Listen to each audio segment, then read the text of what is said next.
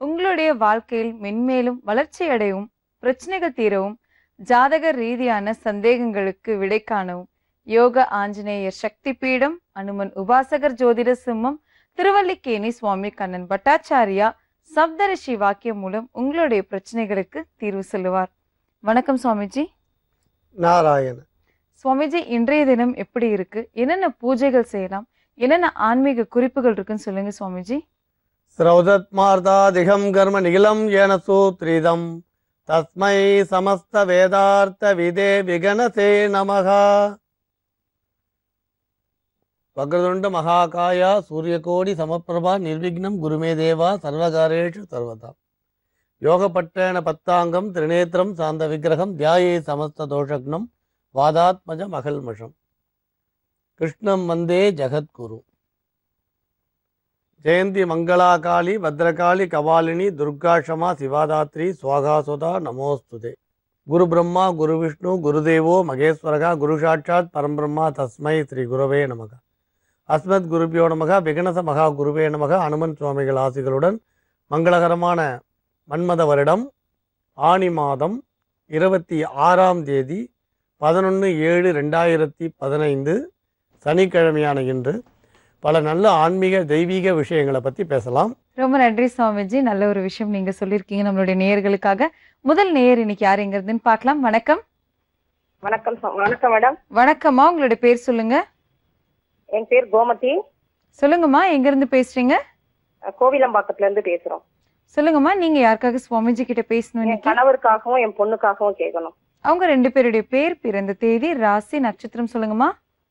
என் கணவர் பேர் சக்திவேல். சக்திவேல் 12/5/1970. கடக ராசி, ஆயில்ய நட்சத்திரம், கன்னி லக்னம். கௌதமி, பொண்ணு பேர் கௌதமி. 26/9/1997. கடக ராசி, பூச நட்சத்திரம், மிதுன லக்னம். சரிங்கம்மா, என்ன சந்தேகம் குறித்து உங்க ரெண்டு பேருக்காகவும் நீங்க சுவாமிஜி கிட்ட பேசணும் இன்னைக்கு? என் கணவருக்கு வேலை சரியா இல்ல. வேலைக்காகவும் அவங்களுக்கு உத்தியோகம் இப்ப வந்து ரியல் எஸ்டேட் பண்ணிட்டு இருக்காங்க. அவங்க அதுக்கு முன்னால வந்து இதுவா இன்ஜினியரிங் பண்ணிட்டு இருந்தாங்க. அதுல லாஸ் ஆனதால இப்ப ரியல் எஸ்டேட் பண்ண சொன்னாங்க. அவங்களுக்கு வந்து முன்பணம் போட்டு எந்த வேலையும் செய்ய வேண்டாம், நீங்க ரியல் எஸ்டேட் பண்ணுங்க, அதுல நல்லா வருவீங்கன்னு சொன்னதால அதை பண்ணிட்டு இருக்காங்க. அதுவும் 1 வருஷமா பண்றாங்க, எந்த லாபமும் இல்ல, அதுல வருமானம் இல்லாம இருக்காங்க. பொண்ணு வந்து +2 முடிச்சிருக்கா. அவ 10th வந்து 90% எடுத்தா. இப்ப 12th வரும்போது நல்லா படிக்கிற பொண்ணு, ஆனா 70% தான் எடுத்திருக்கா. இப்ப BE படிக்கிறதா இருக்கா. அது என்ன படிக்கலாம், என்ன எதுன்னு கேட்கலாம்.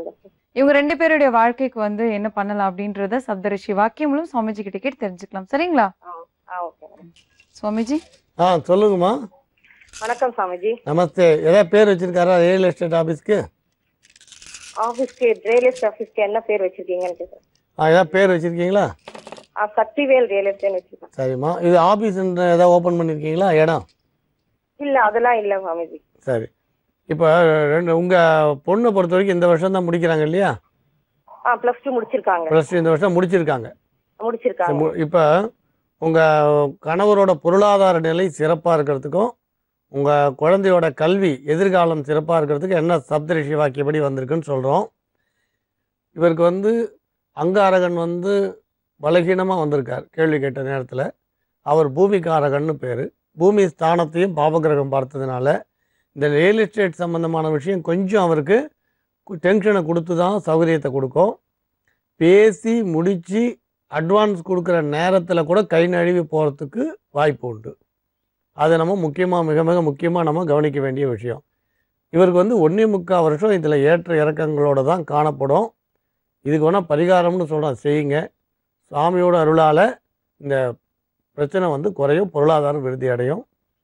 உங்களுக்கு திரிசூலநாதர் பக்கத்தில் நீங்கள் இருக்கிற இடத்துலேருந்து ஒரு 10-15 கிலோமீட்டரில் ஏர்போர்ட்டுக்கு எதிராக திரிசூல மலைன்னு இருக்குது. அங்கே இருக்கிற மலையில் இருக்க சிவாலயம் போய் பிரதோஷ காலத்தில் தரிசனம் பண்ணலான்னு சொல்லுங்கள் அவரை.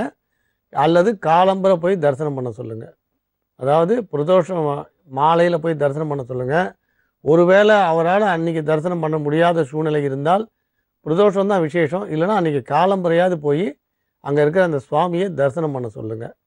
மாதத்தில் 2 முறை திருசூலம் போய் திருசூல மலையில் இருக்க சுவாமியை தரிசனம் பண்ண சொல்லுங்கள்.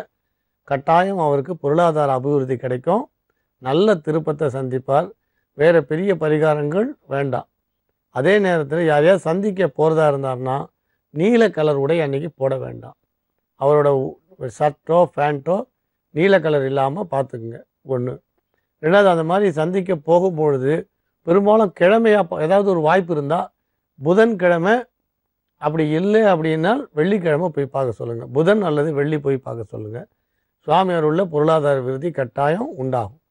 பொண்ணை பொறுத்த வரைக்கும் சொன்னீங்க, இன்ஜினியரிங் படிக்கிற வாய்ப்பு இருக்குது, சின்ன சின்ன இடையூறுகள் தான் இருக்குது, அதை பற்றி நீங்கள் கவலைப்பட வேண்டாம். நீங்கள் இருக்கிற அதே கோயிலம்பாக்கம் அதே இடத்துல ரெட்டைப்பிள்ளையார் கோயில்னு இருக்குது, அதாவது தாம்பரம் வந்து வரணும், அந்த ரெட்டைப்பிள்ளையாரையோ அதுவும் இல்லை, இன்னும் அருகாமையில் ஒரு 2 கிலோமீட்டரில் பாதாள விநாயகர் கோயில்னு இருக்குது. நீங்கள் இருக்கிற இடத்துலேருந்தே முன்னே வந்தீங்கன்னா 2 கிலோமீட்டரில் பாதாள விநாயகர் கோயில்னு பழமையான கோயில் இருக்குது. மிக மிக பழமையான கோயில், புகழ்பெற்ற கோயில். ஏன்னா ரெட்டைப்பிள்ளையார் கோயில் வரதுக்காக ரொம்ப நீண்ட தூரம் வரணும். பாதாள விநாயகர் கோயில்ன்றது பக்கத்துலேயே இருக்குது. ஒரு சங்கடகர சதுர்த்திக்கும் கட்டாயம் உங்கள் பொண்ணோ நீங்களோ போய் தரிசனம் பண்ணுங்கள். இல்லைனா உங்கள் பொண்ணுக்காக நீங்கள் பிரார்த்தனை பண்ணுவாங்க.